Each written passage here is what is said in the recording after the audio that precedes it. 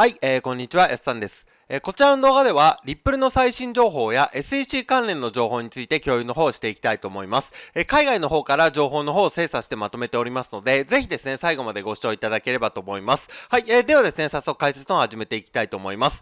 今回はですね、リップル社との和解はゲンスラー氏の頭の中にはないのだろうと思いますということですね。いつも通りですね、ジョン・ディートン弁護士さんがですね、共有の方をしてくださいました。ツイートの方でですね。で、彼がですね、自社のね、アカウントを使って、アンケートを取ったんですね。それ何かと言いますと、SEC とリップルのね、略式判決が今後ですね、どうなるかということで、一つが和解、もう一つは判定が下されると、略式判決ね。で、どちらをね、みんなが考えているかということで、アンケートを取りましたところ、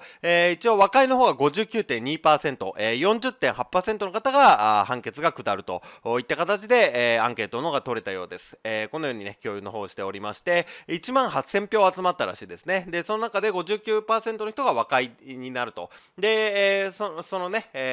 40.8% はまあ判定が下されるということで、それでですね、彼自身がですね、今どのように考えているかっていうのをですね、そのツイートの方、スレッドの方でですね、共有の方してくださいました。実のところ、その 59% 和解っていう数字はですね、私が想像してたよりも高い数字ですと。1年前、私は SEC はヒンマン電子メールが公開されることを望まないので和解がありそうだと信じていましたと。ヒンマン電子メールはね、知らない方もいるかと思いますが、そこに裁判の結果に影響を与えるような重要な証拠があるんではないかとされているものになります。で、私の考えでは、もし電子メールがリップル社にとって非常に価値があり、かつ SEC にとって非常に不利であれば、SEC は電子メール、原稿、データを提出する前に和解するだろうと以前は思っていましたと。しかしそうはならなかった。その代わりにリップル社は異議申し立て準備書面の中でヒンマン氏の電子メールを引用していますと。で、これ引用してるんですけども、改ざんね、編集が認められてるので黒塗りされてて重要なところが見れなくなってるんですね、一般の人はね。で、SEC は裁判官に文書の封印を求めましたが、もし裁判官がヒンマン演説の電子メールを何らかの形で判断に考慮すれば、電子メールと文書は司法文書となり、裁判官は文書を編集せずに公開訴訟簿に、提出するよう命じるでしょうと。で、しかし、トーレス裁判官は、判決でヒンマンメールや原稿にこだわらず封印を許可する可能性が高いですと。トーレス裁判官は、ヒンマンメール、原稿、コメントは反対尋問、弾劾のみ目的にのみ関連するとほのめかしていると。これで以前ですね、そういった内容の情報の方がね、公開されてます。で、弾劾っていうのは大統領、大臣、裁判官などね、特に身分保障を必要とする管理のね、非行に対し、国会の追訴、訴追によって、罷免あるいは処罰をする手続きと。だからそういった SEC のね、立場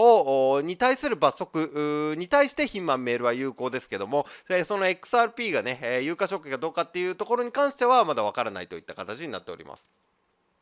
で、これが実際にね、改ざんされたもの、編集ね、黒塗りされたもので、ただし、メールに目を通す前に、そのような判断をしたのかもしれませんと、トーレス裁判官がね。で、このメールは現在、公式記録の一部となっており、リップル社にね、よってこのように引用でね、公開のをされてます。で、もし文脈の中で編集を再検討するならば、多くのことを推測することができますと。リップル社の異議申し立て準備書面では、4ページにわたって電子メールを引用していますと。で、修正箇所、黒塗りしている部分ですね、には2つの単語が修正されているように思いますと。文脈から段落全体を読むと、そのうちの1つの単語は、混乱や憶測だと言って、良いでしょうと。取引 SEC のね、市場担当役員のブレッド・レッドファンは、ヒンマン演説は、より多くの憶測を引き起こすだろうと答えたのだろうということでね、推測されてます。で、私はもっと混乱するということで予想したんですけども、ニールさんって方は、より多くの憶測という可能性が高いということですね、推測されているようですと。で、それでまたですね、共有されてまして、あと修正箇所の中にレッドファン氏の電子メールから2番目に修正された単語があると。それはおそらく当局に余裕を持たせるため、業界全体に意図的にハテナを与えることを推奨したと書かれていますと。で、そのハテナは文脈からするとおそらく不透明さ、曖昧さなどのように読めますねと。だから SEC がね、規制をだから急いでやらないで、まだ時間的に余裕を持たせるために業界全体に意図的にその不透明さ、曖昧さを与えることによって SEC に余裕を持たせてるんではないかって書かれてるんではないかということですね。そしてさらにですね、上記4ページはすべてリップル社の異議申し立て準備書面に記載されていますと。リップル社の最終準備書面では、ヒンマンの電子メールに1回だけ言及していますと。リップル社の反論書では、SEC が裁判官に厳格な垂直的共通性を採用させようとしているため、電子メールを引用していますと。だからリップル社と暗号通貨 XRP を使っている人たちが縦のつながりがあるっていうところにね、焦点を置いていると。で、メールに実際に何が書かれていたかは読めませんが、資産やトークンを大量に所有するだけでは、ハウェイの共通企業要因を、満たさないという事実を述べたものであることは明らかですと。SEC は逆のことを主張していますがと。で、トーレス裁判官は以前、ヒンマン氏の電池メールや原稿などは反対尋問にのみ有効であり、XRP が証券として提供販売されたかどうかについては無効であるという判決を下していますと。で、リップル社の弁護士は裁判官を動かすと思われるものだけ今回参照したんではないかと。引用した部分ね、黒塗りでも裁判官がちょっとあれって思うようなところだけを持ってきたんではないかとってね。で、過去2回のリップルブリーフを読む前は電子メールの中で XRP が言及されている、書かれている可能性が高いと信じていましたと、ジョン・ディートーさんがね。で、イーサリアムは規制上のフリーパスを得ていたので、可能性はないにしても、ヒンマンスピーチの電子メールで誰かが質問した XRP についてね、それについて書かれているのではないかと。で、異論もあるかもしれませんが、私は今、XRP が電子メール、コメント、原稿の中で言及されたとは今は思っていませんと。なぜなら、もし XRP 自体が電子メールで言及されていたのなら、リップル社の弁護士は準備書面の段階で確実に言及していたはずですと。たとえ編集された、黒塗りされていたとしても、それは文脈からそれをね、今回みたいに拾い上げることができるはずだからと。で、メールやコメントから SEC の裏が見えてきそうですが、私を含めかつて人々が信じていたほど、そこにはね、ダメージはないと思っていますと。今ね、ヒンマン電子メールが重要な証拠があると思われてたんですが、今は思ってないと。もしそうであれば、この件は今頃決着していただろうし、メールもリップル社に渡っていなかったと思うと。で、ブラッドとスチュワートさん、リップル社の法律最高顧問ですね、スチュワートさんね、からのツイートは、電子メールは、待つ価値と費用があり、SEC の行為はそれは衝撃的だったと述べていることは承知していますと。だから、ヒンマン電子メールが明るみになったら、それは内容は衝撃的で、リップル社はもう見れてるからね、全部ね。で、SEC の元職員が不適切、不注意、あるいは悪い目的で行動したことを電子メールが証明したとしても、分析結果は変わりませんと。SEC はなぜ訴訟が行われたかという理由は XRP が有価証券として提供販売されたかどうかとは無関係であると主張していますと。裁判官もそれに同意していると思いますと。たとえ電子メールがヒンマン氏らが不適切な行動を取ったことを示し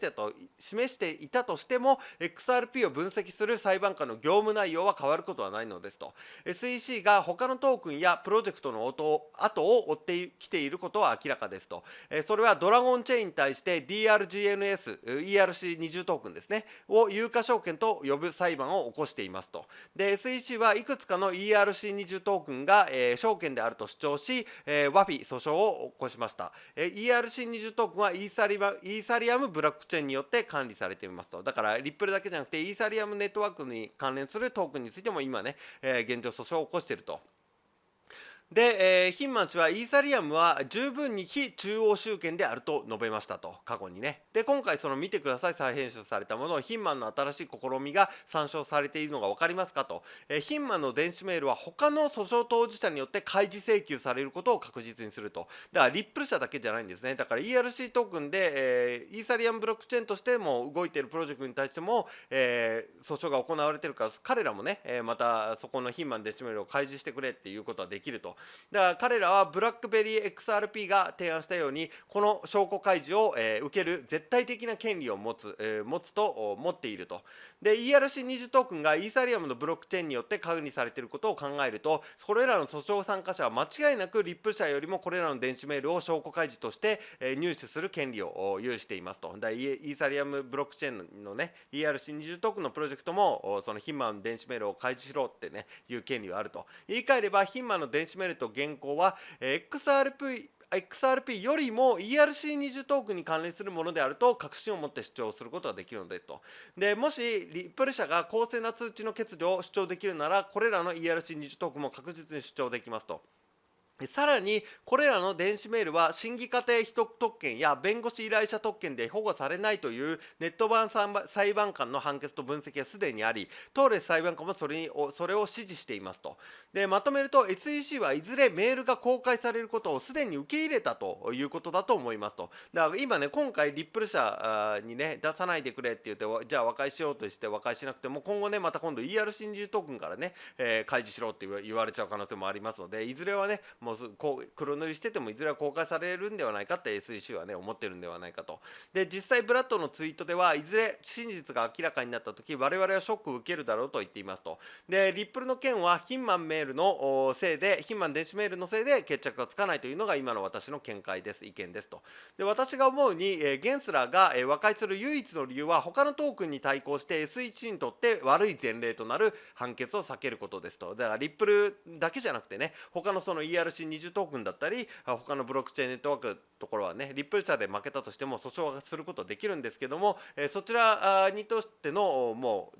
前例というかね、今回のものが全てに適用されるような判決が下された場合は、SEC はそこにね、訴訟を仕掛けることはできなくなってしまいますということですね。で、しかし正直なところ、私はさらに彼がですね、それをあまり心配していないかのように思いますと。なぜなら、商品先物取引委員会 CFTC が暗号を監督するっていう動きがあるので、ゲンスラーは博打をするかもしれませんと。だから今回負けたとしても、もうね、手のひら返して、じゃああとは CFTC さん頑張ってくださいねっていう可能性があるので、楽なポジションでね、今心持ちでいるかもしれないと。